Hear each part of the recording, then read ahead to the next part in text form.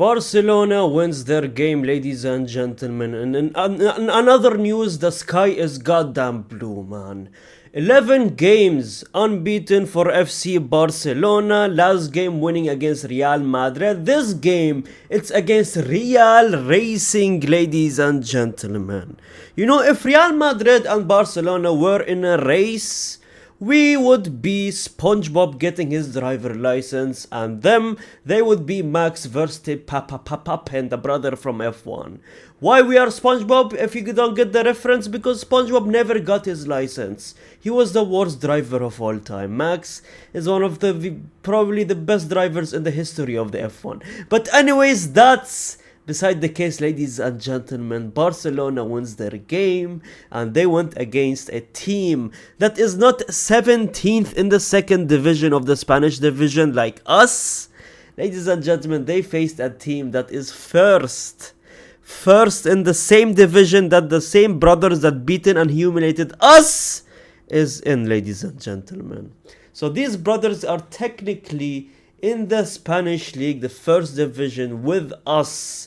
That's how good they are.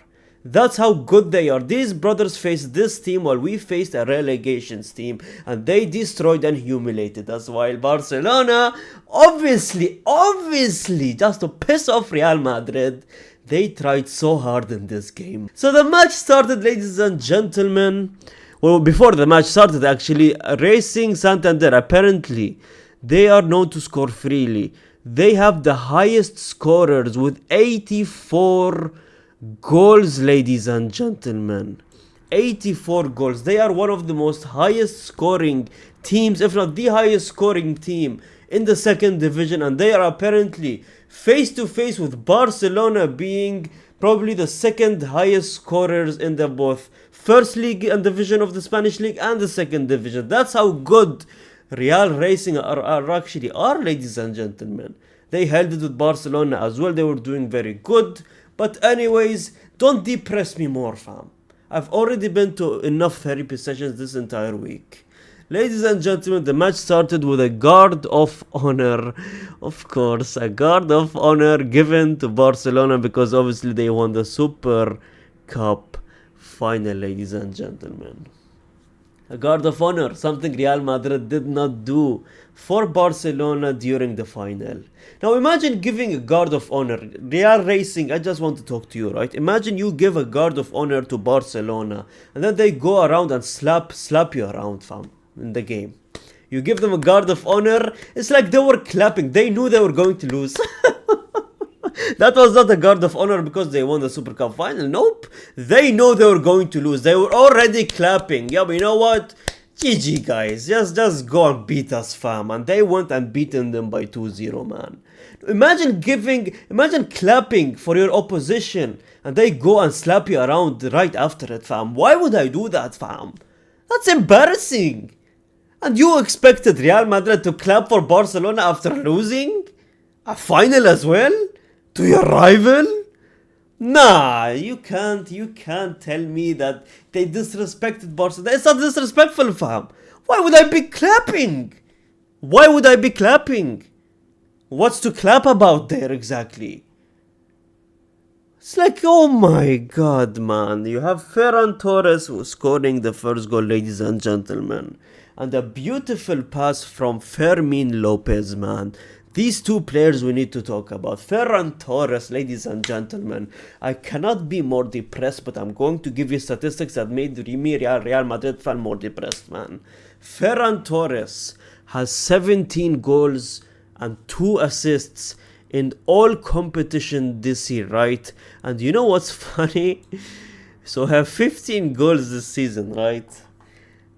Vinicius, Rodrigo and Güler combined has 12 goals this season.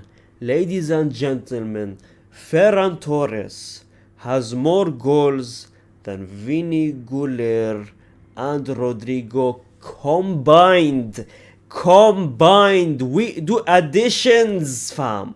We added their goals together, fam. It's a 3-on-1. This is literally a tag team, but an unfair tag team.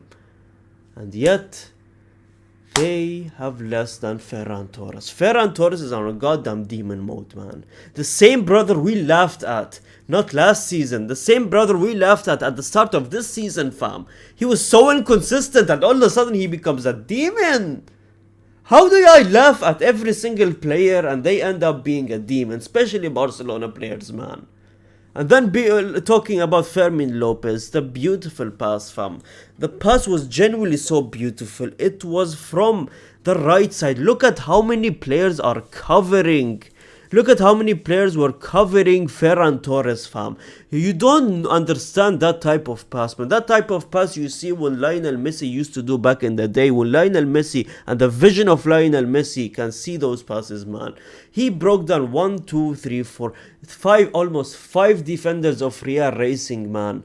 With one single pass, so beautiful. The power, everything was just perfect. The pass was just perfect, man.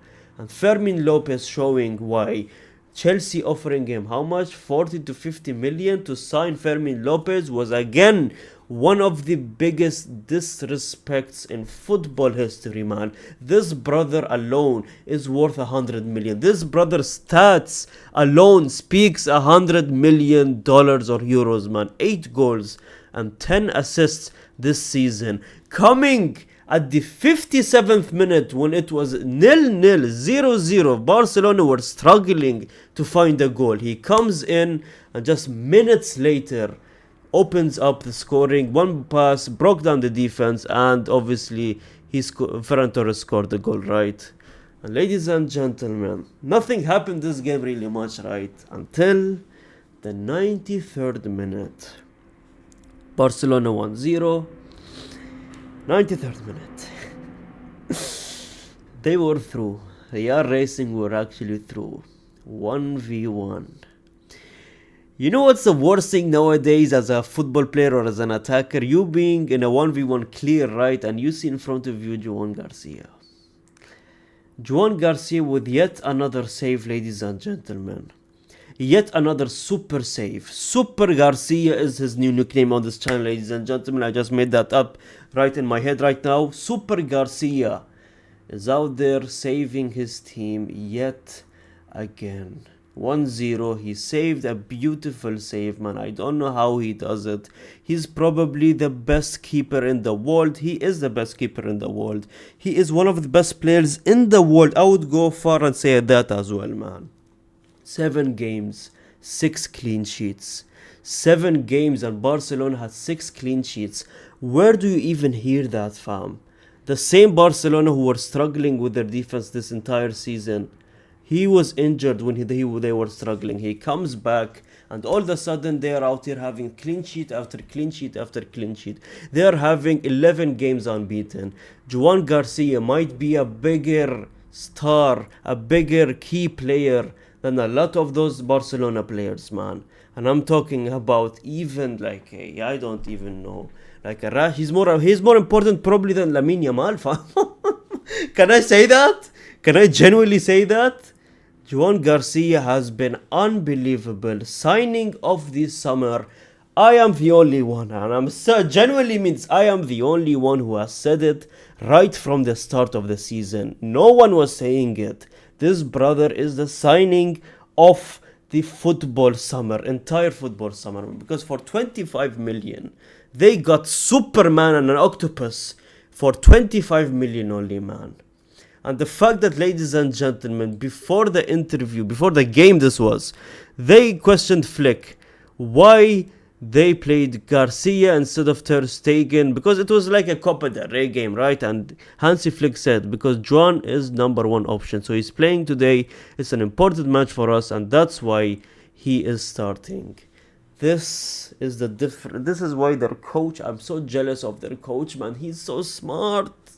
He's so good looking as well. Oh, no, that's sus. But anyways, ladies and gentlemen, this game, this tactical decision alone won them the game, man. If Ter Stegen was there, you just know he's not saving.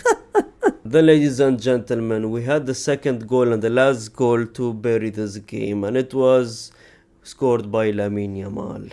Lamine Yamal, who could have shot himself. They were through 1v1. It was a 3v1 actually. 3 attackers, 1 goalkeeper, right? Lamine Yamal, instead of shooting, he gave a pass back to Rafinha, ladies and gentlemen. And then Rafinha gave it back to Lamine Yamal, and Lamine Yamal scored the goal, man. First of all, you two get a room, fam. Get a room! Lamine and Rafinha. Damn, might as well kiss each other, fam. They're just passing each other the balls. But anyways, ladies and gentlemen, what I wanted to talk about, how Lamine Yamal is becoming so selfless, man. How Lamine Yamal went from a selfish, arrogant, egotistical player, and his mentality all of a sudden changing, man. Lamine Yamal is one of the most humble players right now, man. Lamine Yamal is a different Lamine Yamal. I think the start of the season, the hate he got, not only from other football fans, but Barcelona fans as well, just got to him, man. Him breaking up with his girlfriend, which I don't think he did, but him just announcing that he broke up with his girlfriend, him not showing anything anymore, him not talking about the rivals or posting anything on his story before facing a team anymore. Like facing Real, in the El Clasico, he didn't post anything on his story that's egotistical or making fun of Real Madrid, right? Him not going on interviews and going at Real Madrid or any of the teams, and him being so humble, man. Him, after beating Real Madrid, actually going down on his knees, thanking God. There was an instance, if I could show you the picture I would, but he was literally on his knees right after the whistle against the El Clasico, right? And he was praying to God, man. That is a Lamine Yamal we want, man. That is Lamine Yamal that I loved from last season, even as a rival fan, man. And I genuinely just wanted to point that out, man. That's why his form has been doing so good as well, man. But that is it, ladies and gentlemen. Same old Barcelona. I don't know what you want me to talk about. Like, subscribe if you're new to the channel, and comment down. I see every second comment. Gracias, amigos.